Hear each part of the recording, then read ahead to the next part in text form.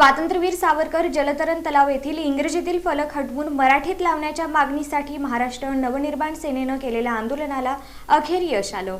स्वातंत्र्यवीर सावरकर जलतरण तलाव इथं इंग्रजीत लावण्यात आलेला नामफलक हटवून मराठीत लावण्याच्या मागणीसाठी महाराष्ट्र नवनिर्माण सेनेनं केलेल्या आंदोलनाला अखेर यश आलं।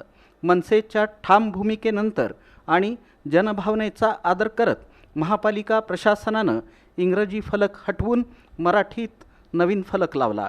याबाबत मनवीचे जिल्हाध्यक्ष अभिषेक रंपुरे म्हणाले की मनसेच्या भूमिकेचा पुन्हा एकदा विजय झाला आहे।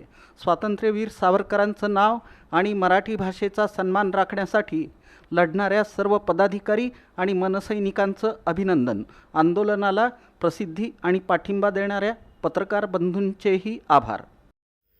महाराष्ट्र नवनिर्माण सेनेने 4 ते 5 दिवसापूर्वी सोलापूर महापालिकेच्या स्वातंत्र्यवीर सावरकर जलतरण तलाव येथे इंग्लिश बोर्ड असल्या कारणाने तिथे एक मनसे स्टाईल आंदोलन केले होते व प्रशासनास 48 तासाचा अल्टिमेटम देखील दिला होता।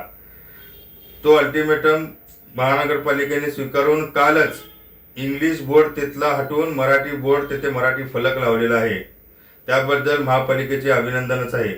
पण अजूनही काही शासकीय आस्थापने व खाजगी आस्थापनांवर इंग्रजी फलक दिसत आहे, तो देखील त्यांनी ताबडतोब हटवून मराठी फलक तिथे लावावा, कारण या राज्यात या मराठी भाषेला अभिजात दर्जा मिळालेला आहे।